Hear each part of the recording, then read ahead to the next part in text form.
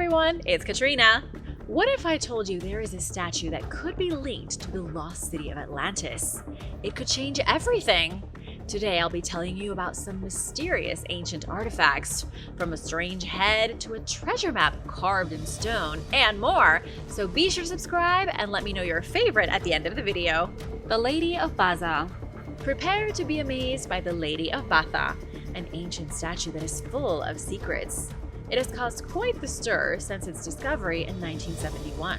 It was found in the town of Baza in Spain, but it was swiftly whisked away to Madrid, where it's been stored at the National Museum of Archaeology ever since. This statue is pretty important, as it's linked to a mysterious group of people who lived in the Iberian Peninsula nearly 2,400 years ago. Now let's talk about the statue itself. The carving portrays a seated woman decked out in extravagant jewelry. It's a famous example of sculpture crafted by the Bastetani, an ancient group who inhabited Iberia before the Romans arrived. Located in the province of Granada, the statue is thought to have been used as an urn. It sounds pretty gnarly, but this could have been a common practice for the Bastetani. The Lady of Baza incorporates several elements that seem to demonstrate that it's connected to the spiritual world. The statue has also been compared with other statues from Iberia, like the Lady of Elche, which I'll tell you about later on. The man who found the statue was Spanish archaeologist Francisco José Precedo. He made the remarkable find while excavating Cerro del Santuario, a pre-Roman necropolis. As he and his team were going about their work, someone's tool struck something hard in the earth. At first, the object just looked like an ordinary chunk of colored stone, but when Precedo inspected the object closer, he noticed what appeared to be a woman's face staring back at him. Then, after carefully excavating the artifact, the team had a 4-foot-tall statue on their hands, which eventually became known as the Dama de Baza. The statue is carved from limestone. The woman depicted is seated on a winged throne, and the fact that she's adorned in elaborate necklaces and earrings suggests that she was someone of high status. The Lady of Baza is rather dull today, but when it was first created, it was likely painted with vibrant colors. In the woman's cloak, for example, there are still remnants of white and red squares. The woman's face also seems to be painted as if she's wearing light makeup, since her cheeks look rosy and pink. And let me tell you, the Lady of Baza is full of secrets. On her right side, there is a hidden compartment that you would easily miss if you weren't being thorough. And guess what researchers found inside that compartment? Ashes. Remember how I said she was used as an urn? Well, this discovery proves it. This statue is also loaded with hints of spiritual significance, like her throne with the wings. Wings are about as spiritual as you can get. That's why researchers believe that she may be connected to the divine. Then there's this cute little pigeon that the woman is holding in her hand. The bird is thought to be a sort of intermediary or middleman that keeps the woman connected to her protector goddess, basically the ancient equivalent of a guardian angel. It's believed that the deceased, whose ashes were placed inside the statue, was glorified after her death. This could have involved some type of funerary rite, based on the grave goods that were found along with the statue. Precedo didn't just find the Lady of Baza, he also discovered a bunch of other goodies. The relics found beside the statue include 4 sets of weapons, as well as armor that had been laid down at the feet of the statue. These objects were likely offerings to the deceased person, and they suggest that combat between warriors might have played a role in the funerary rituals. So how old is the Lady of Baza? It's pretty ancient, dating back to 380 BC. This was a period in history before the Romans took control of the Iberian Peninsula. At the time, the peninsula was split among several groups of people, one of which was the Iberians. The area surrounding Granada was all part of the land that was occupied by the Bastetani, or the Bastuli, whom the researchers believe crafted the statue. Unfortunately, though, not much else is known about this ancient group of people. They didn't leave much of an archaeological footprint, and that's what makes the Lady of Baza so important. She is one of the only surviving artifacts from this group. As for who this statue is modeled after, nobody knows. We can assume that she was an elite member of society during her day, but besides that, researchers have nothing. And now for a quick break, because it's shoutout time! I want to give a huge thank you to Doggy Woggies for the generous super thanks. We wouldn't be here without you. If you are new here, be sure to hit that subscribe button to join the Origins Explained family. And let me know what other topics you'd like to see in the comments. The gold find of the century. Have you ever used a metal detector before? After making these videos, I really want one, but I don't know where I would use it. For some, metal detecting is a hobby, but for others, it's their whole life. For hours or sometimes entire days, they scour an area hoping to find at least one thing that makes the whole activity worth it. And in 2022, an amateur metal detectorist in Norway was doing just that when he stumbled upon the gold find of the century. Erlend Bohr took on this new hobby after his doctor told him that he needed to get more exercise. Instead of working out, he bought himself a metal detector. He was using the machine on a hillside when suddenly it began beeping out of control. So Bohr started digging until he saw something sticking out of the dirt. At first, he thought he'd found some ordinary chocolate coins and that the metal detector was defective. But pretty soon, he came to realize that they weren't chocolate at all.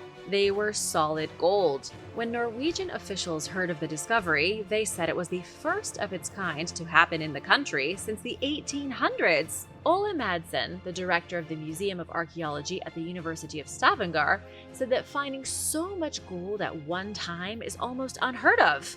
So what are we talking here? Did he find someone's secret stash of gold or what? Well, all I can say is, maybe. What Bohr had actually uncovered was a stack of gold coins and beads, but whether they ended up in the ground on purpose isn't known. According to Håkon Ryerson, a museum archaeologist, the artifacts might have been crafted by experienced goldsmiths. And to make everything more exciting, it's believed that at one point the beads and coins were fashioned into an exceptionally splendid necklace. Not just anyone would have been wearing this thing around their neck. The piece of jewelry likely belonged to an important individual, but who exactly owned this thing is a total mystery. The necklace dates back to 500 AD during a rather difficult time in Norwegian history. Ryerson said that this period signaled a crisis due to crop failures, plagues, and deteriorating climate conditions. You would not have wanted to live in this region back in the day. The sheer amount of abandoned farms dating to this era suggests that the crises affected this area particularly hard. The necklace could have been hidden by its owner, or it might have been an offering to the gods, or for all anyone knows, it could have just fallen off as this person was walking through the hillside. It would have been rather easy for someone to notice the absence of this thing though, since solid gold is fairly heavy, so maybe the owner was running from something when they lost it, and they didn't have time to turn back and get it. But of course, these are all just theories. The coins stood out to researchers as they examined the necklace. They were inscribed with depictions of horses, connecting the piece of jewelry to the Norse god Odin. Other pendants from this period often featured images of Odin healing sick or injured horses. They were thought to bring good health and protection to those who wore them. Odin himself doesn't appear on the recently discovered necklace, but archaeologists from the museum believe that it carried a similar meaning. The horses on the necklace don't look very good. Their tongues are hanging out, their legs are twisted, and they're slumped over as if they are in pain. Back then, the horse symbol was about as popular as the Christian symbol of the cross, although they had totally different meanings. The horse symbol represented hardship and illness, but also hope for a new life and healing. Unfortunately, Bohr wasn't able to keep the necklace for himself.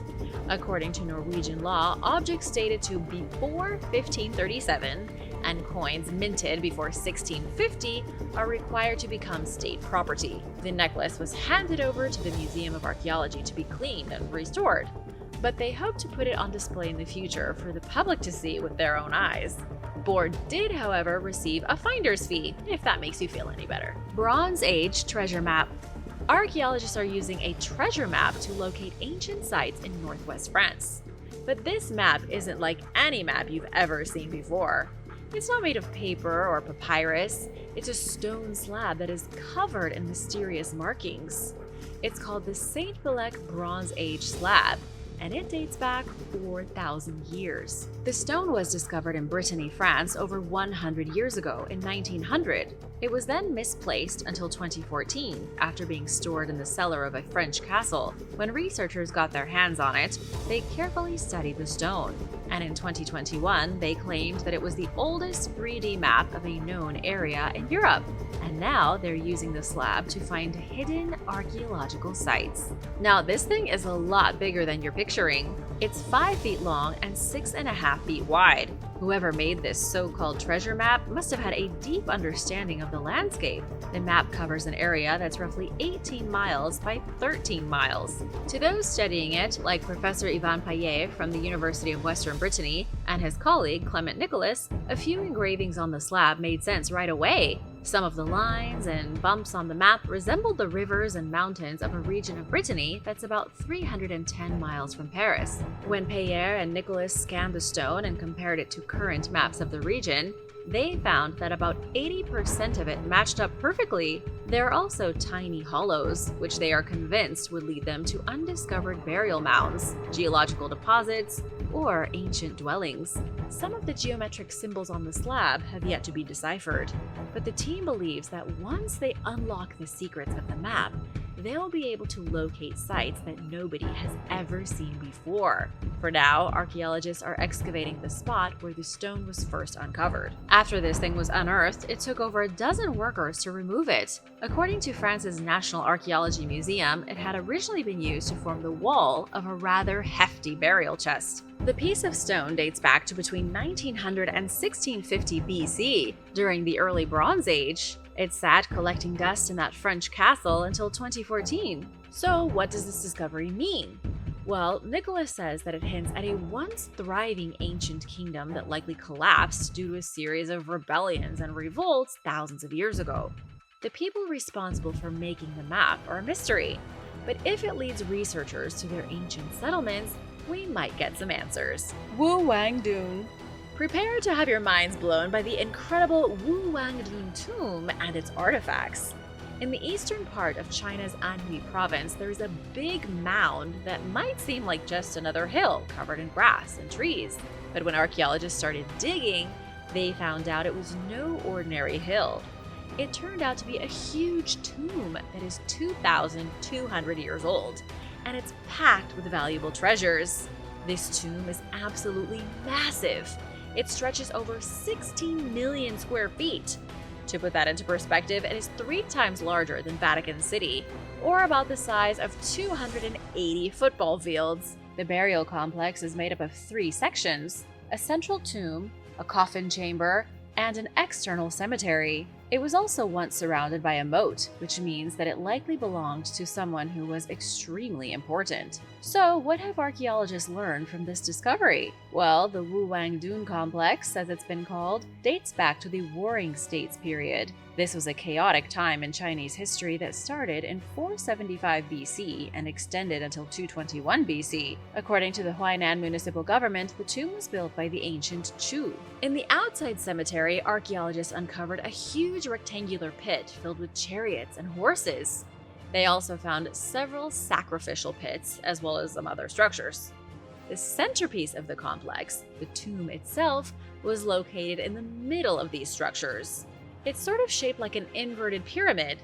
The 4 walls of the tomb descend into the ground, and leading right to it are 21 large steps. Archaeologists say that after the tomb was constructed, soil was piled on top of it to create a mound-like shape. Excavations wielded tools, shovels, spears, bamboo baskets, and arrowheads. Then, at the very bottom of the tomb is the coffin chamber. The structure was made of wood and was built to resemble a plus sign. Over 1,000 words were found written on the walls of the chamber.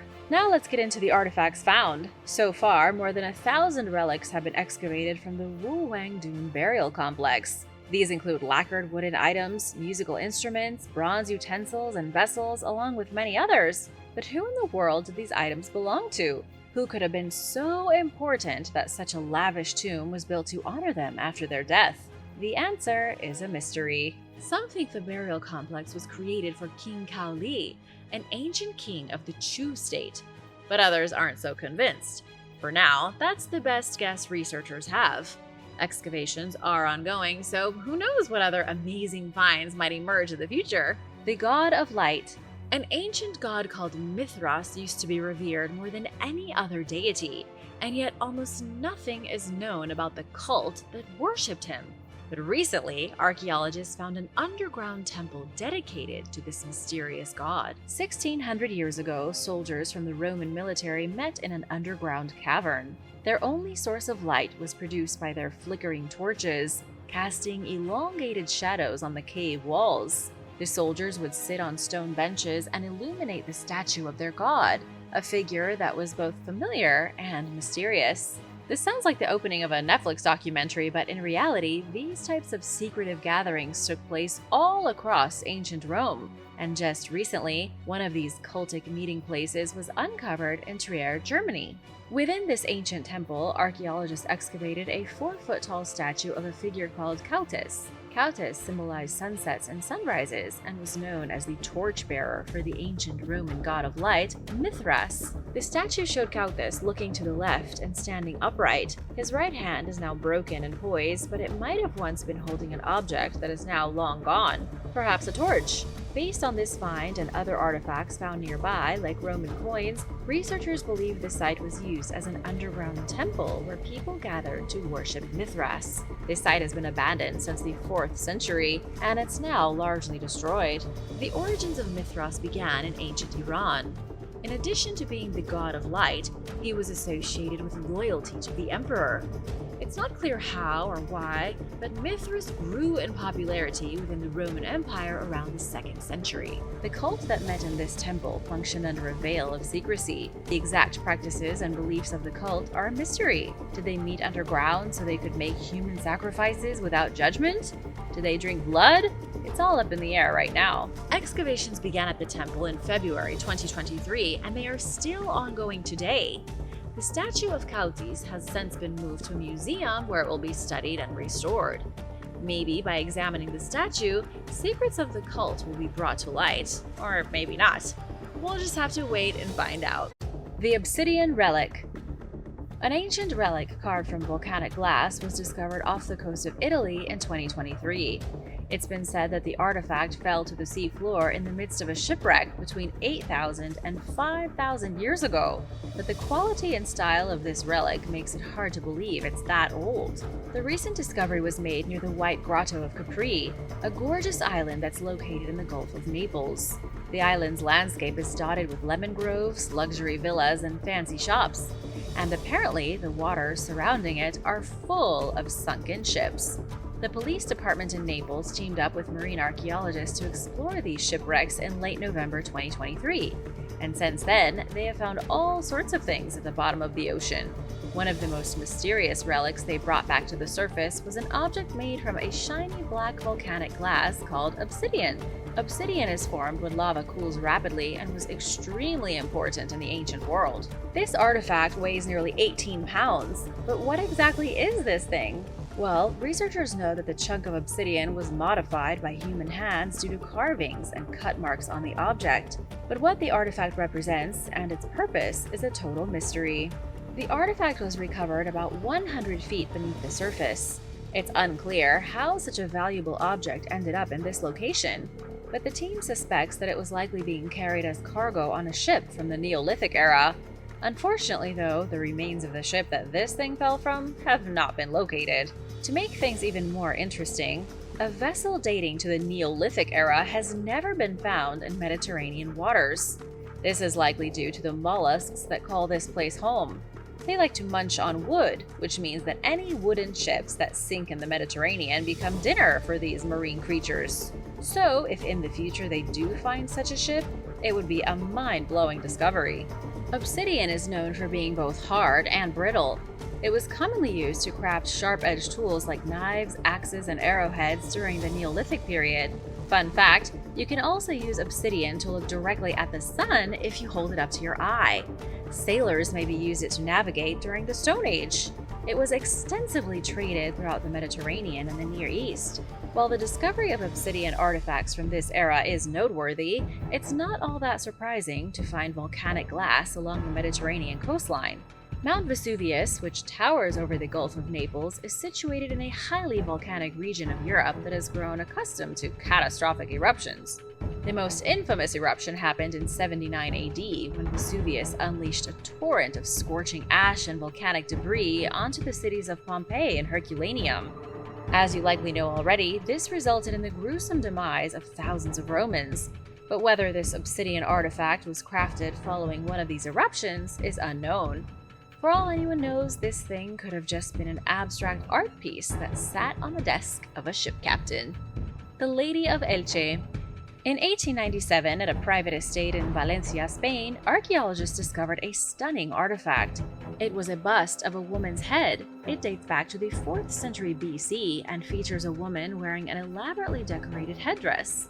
The bust is now known as the Lady of Elche, and it's one of Spain's most popular icons. It's famous not only for its uniqueness, but also because some believe it's connected to a legendary civilization from ancient myths. Archaeologists actually weren't responsible for finding the statue. It was a 14-year-old boy who stumbled upon the bust completely by accident. It's said that he was killing time wandering around the property when he decided to flip over a stone to see what was underneath. He thought he might find some worms or maybe a cool beetle, but instead he found the Lady of Elche. The sculpture includes the woman's head, neck, and shoulders, and it goes down to about her chest. However, when it was first created, it could have been a full-body statue. The headdress the woman is wearing is complex, to say the least. It features 2 big coils called rodettes on either side of her head, kind of like Princess Leia. It's believed that this was a sort of ceremonial headdress, and that the woman depicted in the statue may have been a priestess. The head covering is decorated with a pattern of marble-shaped bumps running across the woman's forehead. Large earrings, complete with tassels, hang from the woman's ears, and intricate necklaces are strewn around her neck. The woman's face appears to be expressionless. Her eyes are staring straight ahead while her mouth is closed and rigid. She looks as though she's trying to make a difficult decision, or like she's judging someone. When the statue was first uncovered, it contained traces of white, red, and blue decorative paint, and the stone that was used in its creation suggests that it was carved in the town of La Alcudia, Spain. The sculpture's origins are puzzling and have become the subject of intense debate. Some scholars believe that the statue is Iberian, like the Lady of Baza, and may be connected to the goddess of Carthage, Tanit. Others, however, think the work could be modeled after an ancient Atlantean goddess. Some people think that the headdress isn't merely a unique head covering. According to them, it could be a kind of technological headgear.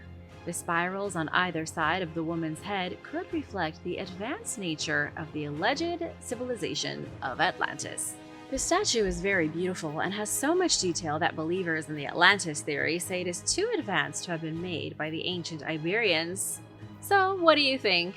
Does the bust depict an Atlantean goddess, or perhaps an important Iberian priestess? Be sure to tell me your thoughts in the comments. The Lion Man. Now let me introduce you to the Lion Man, a fascinating prehistoric sculpture made of ivory discovered in 1939. It looks like a human-lion hybrid, with the body of a human and the head of a lion.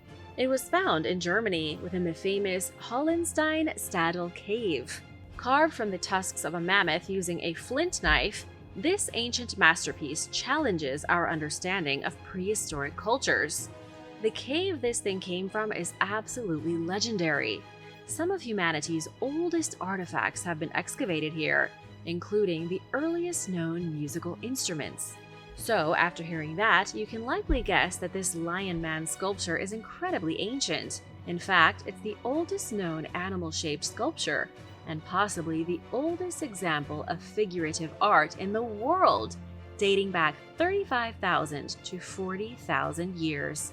It was found nearly 100 feet from the entrance of the cave, and nearby, archaeologists uncovered antlers, jewelry, and bone tools, suggesting the existence of an ancient society of cave dwellers.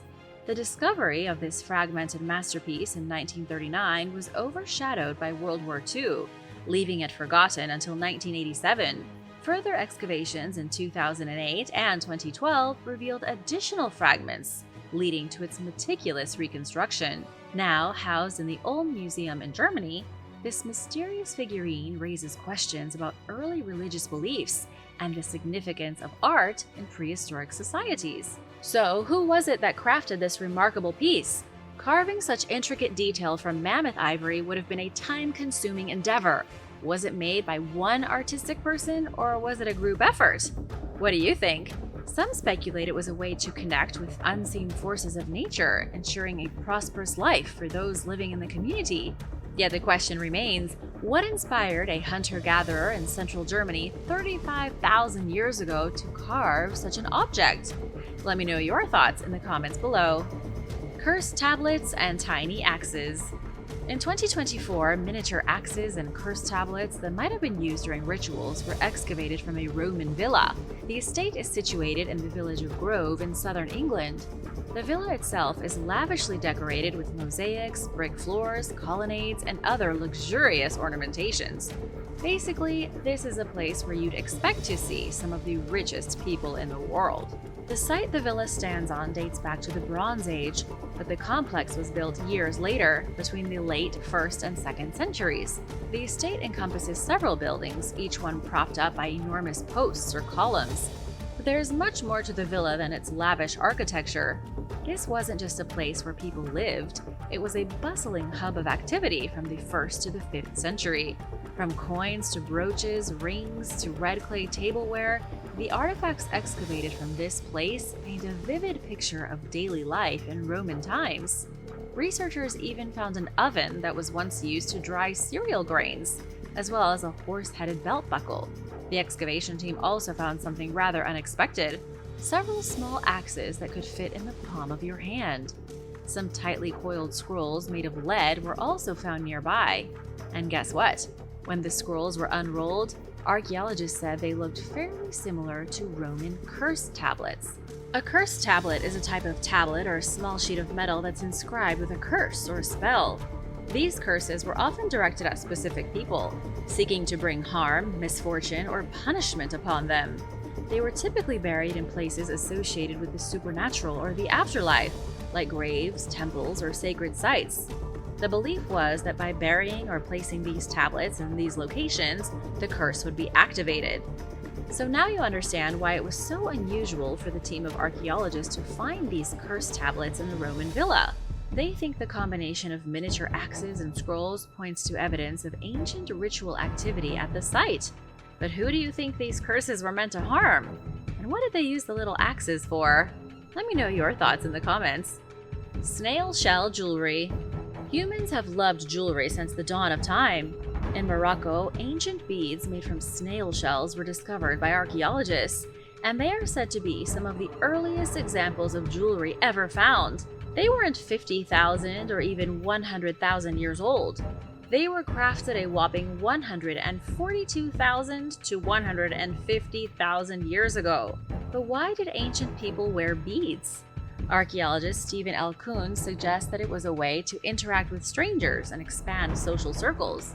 These beads weren't just accessories, they were symbols of cognitive development and social relationships, signaling a major milestone in human evolution. Discovered in Bismoon Cave in Morocco, these ancient treasures were made from snail shells perforated with holes.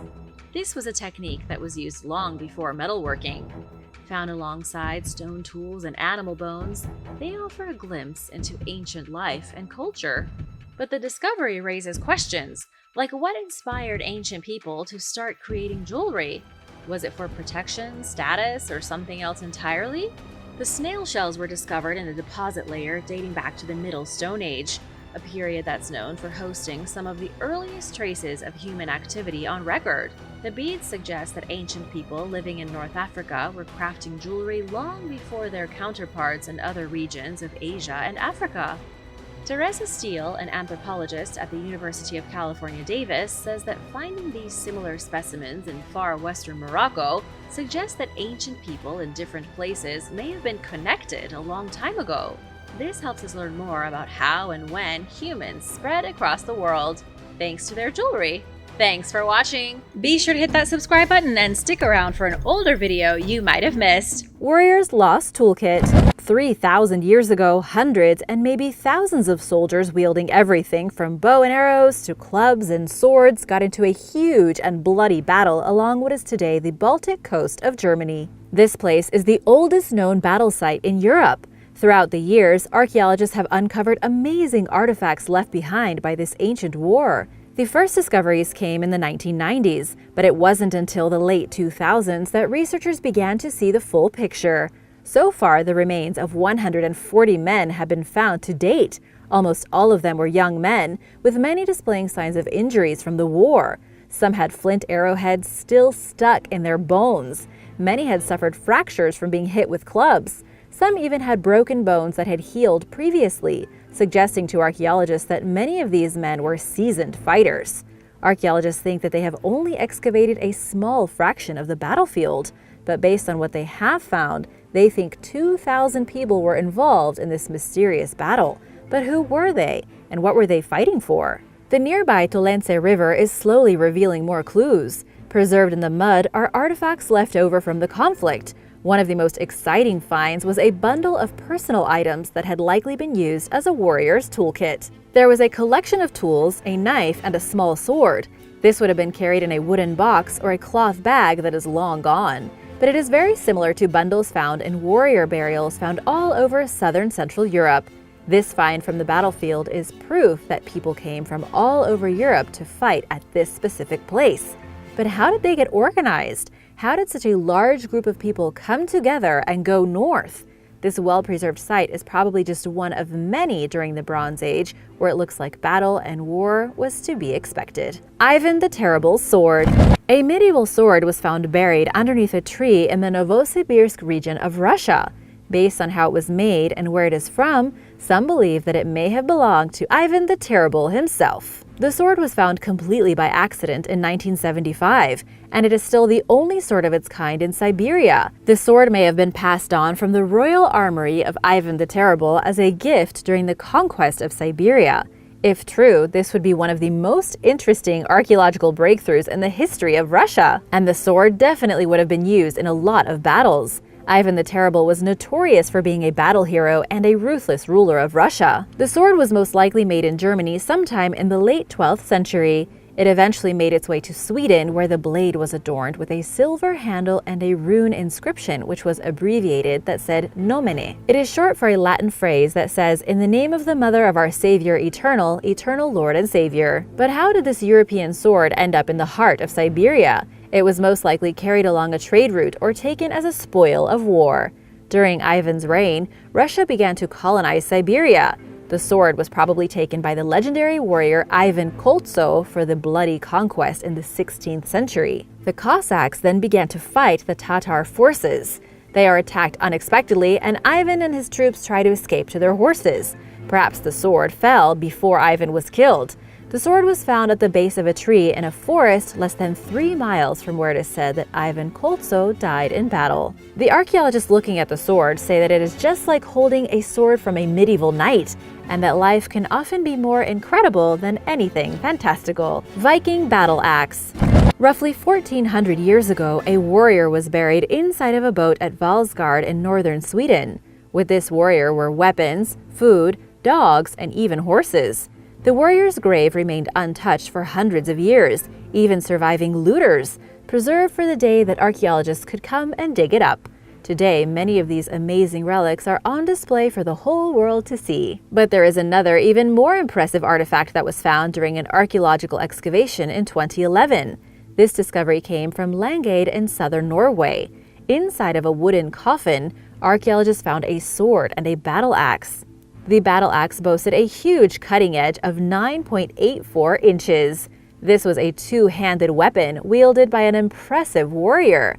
According to Jan Petersen, a Norwegian archaeologist, these kinds of axes were typically used from between the 10th century to the Middle Ages. The Langeid axe came from the 11th century and was probably used in the Battle of Stamford Bridge by the most famous axe warrior in history, who single-handedly held off an entire English army. The Battle of Stamford Bridge in September of 1066 marked the end of the Viking Age. The battle was between King Harold Godwinson of England and the invading Viking forces led by King Harold Sigurdsson. Based on an Anglo-Saxon chronicle, we know that there was a massive Norse warrior armed with a battle axe who held off almost the entire English army on his own, cutting down up to 40 English soldiers before he was taken out. Nobody knows what this brutal warrior's name was, but we do know that the axe found in 2011 is identical to the one described that was used to slay the English. World War I battle artifacts. Archaeologists in Israel accidentally discovered some artifacts from modern history. They found war relics from a battle in World War I between British forces and the Ottoman. The artifacts were found at a site known as Rosh HaAyin, near the old biblical fortress of Antipatris, which was built by Herod the Great. Volunteer archaeologists came upon rifle cartridges, shrapnel left over from artillery shells, and an insignia from a unit of British forces. What's funny about this discovery is that the archaeologists were hoping to find artifacts thousands of years old, from biblical times. They didn't expect to find such young treasures from World War I. The team even found the remnants of a pair of old Ottoman military outposts that had been lost in an agricultural field. These artifacts were all left behind after a battle on September 19, 1918, known as the Battle of Megiddo. But this area was just one small part. The British had been trying to take control of Israel, then called Palestine, which was occupied by the Ottoman Empire. The British attacked the Ottoman fortifications with 18-pounder guns, according to the shell casings, and the Turks fired back with Mauser rifles. In the end, the Allied forces took Damascus on October 1st, and an armistice was soon signed that ended fighting between the British and the Ottomans. The Teutoburg Forest Battleground. The battle at Teutoburg Forest in Germany stopped the Roman Empire dead in their tracks. About 20,000 soldiers accompanied by medics, slaves, traders, and several thousand women were marching through the dark German forests on a mission to expand the Roman Empire, their culture, and their laws into the shadowy north of Europe in the 1st century BC. But the Germanic tribes had no intention of being absorbed by the Romans. They ambushed them in the woods and killed them by the thousands. Within just a few minutes, the Roman forces were splintered and defeated. Less than 1,000 warriors out of the original 20,000 are said to have survived. For around 2,000 years, the exact location of this battlefield was a complete mystery. It wasn't until excavations in the late 20th century revealed a Roman coin from around the same time that the massacre happened. More excavations revealed spears, broken bones, sling projectiles, and even an ancient silver mask that belonged to a Roman officer.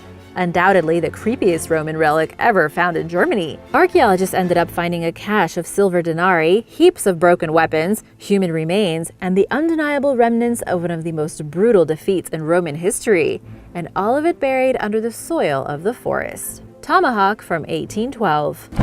A new addition was recently handed over to the Ottawa County Museum. This new artifact is a tomahawk that was in Warren Farrell's family since the War of 1812. Warren's great-great-great-grandfather, John Myers, was born in 1783. He was also part of the war effort over 200 years ago. Not only did John fight in the War of 1812, but he also participated in several scuffles with Native Americans near Fremont and the Sandusky River. In 1812, John was in a scouting party searching for a group of renegade Native Americans. During the mission, he had his tomahawk and gun, which is what most frontiersmen at the time were equipped with. John and his team were ambushed, and during the battle, John killed one of his attackers with his gun and another with his tomahawk. The soldiers then took refuge in a nearby cabin and fought waves of enemies for 3 days. Miraculously, they survived. John Myers kept that tomahawk with him until he died in 1842. The relic was passed on to his son, who kept it until he died in 1892. The son's wife then kept the tomahawk under her pillow until she finally died, at which point the tomahawk was passed on to the youngest son. Now, the family heirloom and incredible war relic is being gifted to the Ottawa County Museum, which happens to be near the original battleground where John Myers first used the tomahawk in battle. The Battle of Marathon. One of the most fascinating war relics from ancient Greece is a Corinthian helmet made out of bronze that was discovered on the plain of Marathon back in 1834. But the helmet had been used 2,500 years earlier by a Greek hoplite. This was a modern helmet back then, used by all the old Greek heroes. It offered stupendous visibility and covered both the head and the neck. It was used by the Greeks and even the Romans up until the 1st century AD. This particular helmet came from the Battle of Marathon. On September 17, 490 BC, an army of Greeks 10,000 strong assembled on the plain of Marathon, ready to fight to the death. This was the Greeks defending their home against the scourge of the Persian Empire. This invincible army outnumbered the Greeks, just like in the movie 300. The Greeks were supposed to be backed by their reinforcements from Sparta, but they never showed up. So the Greeks went on without any backup and fought the army over twice their number. In the end, 6,400 Persians were killed, and the invasion failed. The Greeks won the fight with their superior combat skills and perhaps better weapons. The Corinthian helmet was lost during the battle. When it was found, the soldier's skull was still inside it. Ming battlefield. Chinese archaeologists recently discovered over 10,000 extremely rare artifacts from a Ming dynasty battlefield. Among the artifacts was a gold imperial seal that was likely used by an heir to one of the emperors of China. The precious artifact came from a period in which the Ming dynasty was collapsing, giving rise to the Qing dynasty. According to Liu Ziyan, the lead archaeologist on the project, there is no other imperial seal like it in the world. It was a symbol of immense royal power. It has a knob shaped like a turtle and is made of 95% pure gold. Even though lots of other artifacts were found, the imperial seal was one that stood out the most. The battlefield where these artifacts were discovered was likely the scene of a massive battle during the end of the legendary Ming dynasty, today located near a small stretch of the Minjiang River. The Ming dynasty had gotten rid of the pesky Mongols by maintaining a campaign against them, with heavy Mongolian defeats throughout the 1400s. But the Ming dynasty declined and ultimately collapsed in 1644 at the hands of the Manchus. The battleground where the royal seal was found had likely been part of a peasant rebellion very near to the final fall of the Ming Empire. Roman naval battle. Underwater archaeologists have found some pretty fascinating artifacts at the site of a naval battle that was fought over 2,000 years ago between Rome and their arch-enemy Carthage. These artifacts have unveiled clues as to how the battle probably unfolded. Archaeologists believe that Carthage reused Roman warships that they had captured previously during the battle, and that they had unloaded their own cargo in a desperate bid to escape the winning Romans. This naval battle went down on March 10, 241 BC, very close to Sicily and the Mediterranean Sea. The fleet from Carthage had been trying to bring supplies to one of their armies stationed in Sicily when the Roman navy interjected. The Romans then destroyed pretty much the entire fleet. As for the artifacts that were discovered, archaeologists pulled metal helmets, pieces of pottery, and bronze rams, the type you use to break ships, from the bottom of the sea. The rams were particularly exciting because they were almost all Roman, proving that the Carthaginians had been using stolen Roman ships. But it never did them much good. Their fleet was annihilated anyway. The Battle of Visby. The Battle of Visby was a brutal medieval fight that took place near the Swedish island of Gotland. The battle was fought between the Danes and the people who lived in Gotland. The Danes won the fight, and the battle has been legendary ever since. The archaeological artifacts discovered at Visby are nothing short of amazing. Archaeologists have found dozens of slaughtered soldiers lying across what was once a battlefield of blood. They discovered fragments of bone, smashed skulls, some skeletons with spears and knives still sticking out of them, and even skeletons still wearing chainmail armor. During the Middle Ages, Gotland played a critical role in trade between Europe and Russia. The city of Visby prospered greatly because of this. But the King of Denmark was not happy about Visby's prosperity, so in the 14th century, in 1361, King Valdemar IV attacked and slaughtered the Gotlanders, outnumbering them with a fearsome army of both Danish and German mercenaries. The remains of the brutal conflict were first discovered in the early 1900s. Mass graves were excavated, and at least 1,100 human bodies were found. In the following years, thousands of individual artifacts, consisting mostly of weapons and armor, were dug from the dirt. The most shocking discovery was a young warrior with chainmail armor still wrapped around his bare skull. Arca Ferrata. Archaeologists in Spain recently hit the jackpot when they found the remains of a wooden safe in a Roman villa. Known as an Arca Ferrata, it is an actual ark. You know, like the Ark of the Covenant. Rich people in Roman times would use them to keep their valuables safe, just like you would today. These types of chests were typically used for storing clothes, jewelry, money, important documents, and other objects of monetary and sentimental value. To prevent the boxes from being stolen, families nailed them to the walls of their homes. This Arca Ferrata is a large four-legged wooden chest covered in gold, bronze, and iron, measuring 3.1 by 2.9 feet, and it's adorned with many ancient symbols, including laurel branches, a horn of plenty, a Roman dish called a patera, a Greek sun hat called a petasso, and of course Greek and Roman deities, including Cupid, Apollo, and Mercury. The discovery of this box came as quite the surprise because there are not many artifacts like this preserved from the Roman Empire, with just only 4 others found in Spain and most of the rest in Pompeii. The Ark was excavated from the ruins of a luxurious villa. It appears as though the villa caught fire, forcing its occupants to flee. Sadly, part of the house collapsed onto the box, and it was found in pretty bad shape. However, archaeologists are pretty confident they can restore it and are slowly working little by little to bring it back to its former glory. Lost Monastery. Historical records mentioned the presence of an Anglo-Saxon monastery in Berkshire, England that was run by a powerful Mercian queen. But until recently, nobody knew where it was.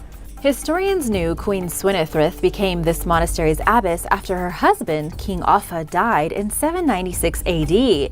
As the wife of the man who ruled over the Anglo-Saxon kingdom of Mercia, she was one of the most powerful women of her time.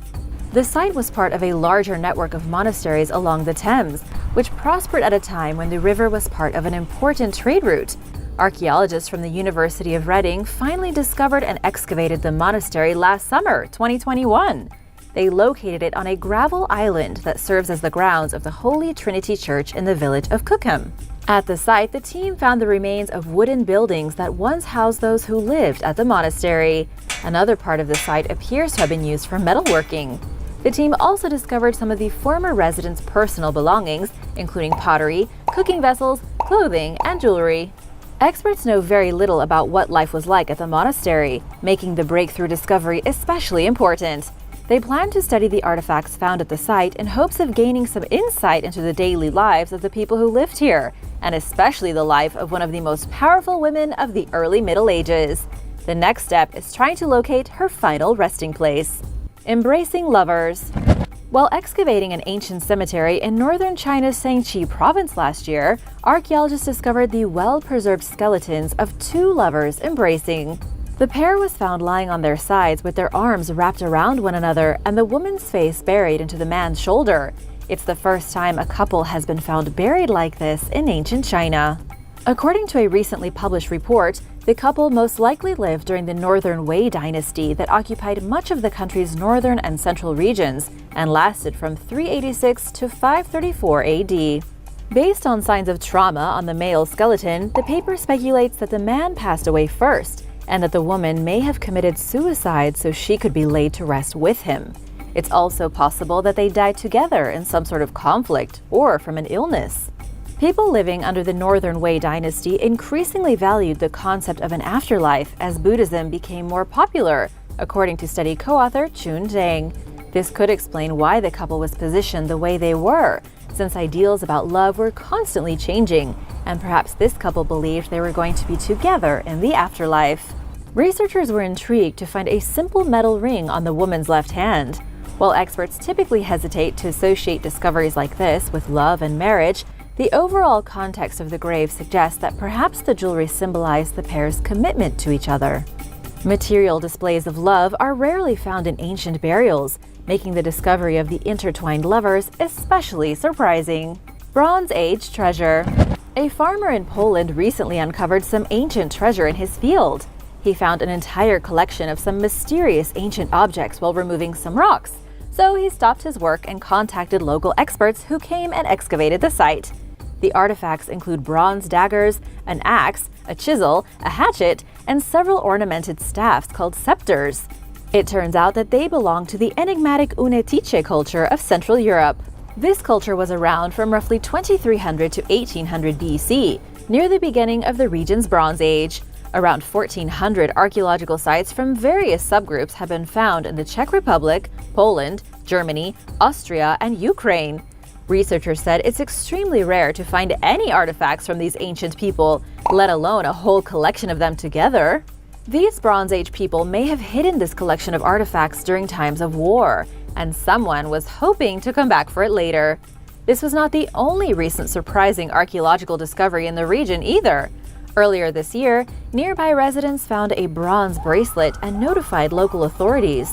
Archaeologists traveled to the site and unearthed hundreds of items, including bronze ornaments, jewelry, parts of a horse harness, and a broken vessel. The variety and amount of objects made the find especially valuable. These artifacts were traced to the Lusatian culture, which existed from 1300 BC to 500 BC during the Late Bronze and Early Iron Ages. Who knows what other treasures from little-known cultures might be popping up soon? Ancient coin hoard. When one family decided to go camping at Habonim Beach in northern Israel recently, they probably didn't expect to stumble upon any archaeological artifacts. To their surprise, they found a 13-pound mass of ancient coins that had become stuck together after sitting in the water for centuries. Yotam Dahan, who discovered the coins, posted photos of the fascinating find on social media. The post caught the attention of staff members from the Israel Antiquities Authority, who contacted Dahan and asked him to lead them to the exact site where he found the coins. Luckily, he was able to, and an expert dated the clumped currency to the 4th century. Yaakov Sharvit, who heads the IAA's Marine Archaeology Department, told the Jerusalem Post that the coins may have come from an ancient ship that was sailing in the Mediterranean. He further explained that it was sadly common for vessels and their cargo to wash ashore, and that there are many archaeological sites along the beach. Whoever lost their huge coin stash was probably not very happy about it, and maybe got in big trouble. Dahan turned the coins over and received a certificate of appreciation in return. Graves in Poland. As Germany faced imminent defeat in 1945 toward the end of World War II, Nazis scrambled to hide evidence of their war crimes. Hundreds of prisoners were marched into the woods of northern Poland and shot to death at close range. Their remains were buried in shallow mass graves. There were a few witnesses of these killings and another massacre that had occurred several years earlier in 1939. But while the locals knew this tragedy had occurred, no one really knew where this had happened, and a lot of people kept quiet. Finally, excavations near a small village yielded physical evidence of the atrocities. In addition to finding human bones, archaeologists unearthed jewelry, cigarette lighters, bullet casings, and more.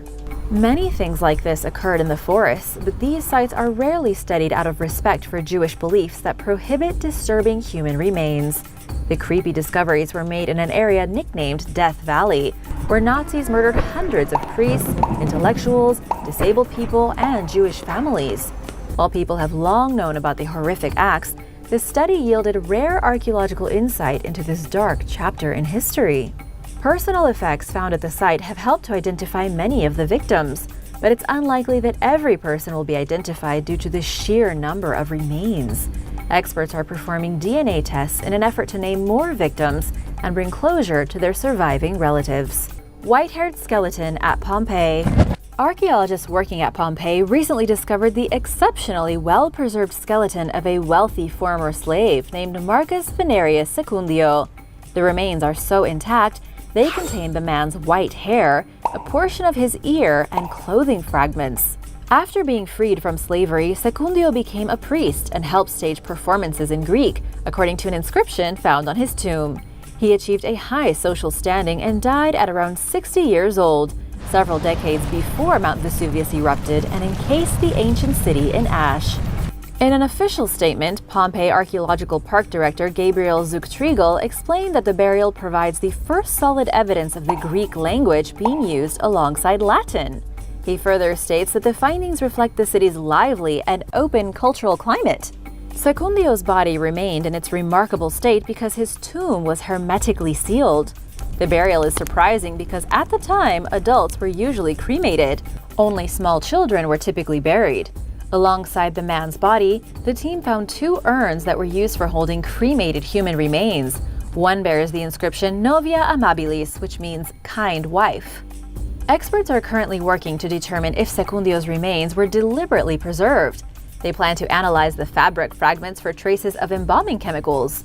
In the meantime, park staff are considering the possibility of making the area the tomb was found in accessible to the public. Rare fighting blade. While searching for a lost battlefield site in north-central Poland earlier this year, archaeologists unexpectedly discovered a rare Langsax long knife in nearly perfect condition. The blade was found in the Wiedeki Landscape Park, where experts believe a battle may have occurred during the Polish-Pomeranian conflict of 1091 AD. But the knife likely had nothing to do with the skirmish. It appears to be a so-called loose find, according to an archaeologist who explained in a statement that there is no evidence that the artifact has a wider connection to its surroundings. He described the size of the blade as impressive, adding that it could easily measure up against double-edged swords from that period. So how did such a valuable ancient weapon end up here? Maybe someone dropped it?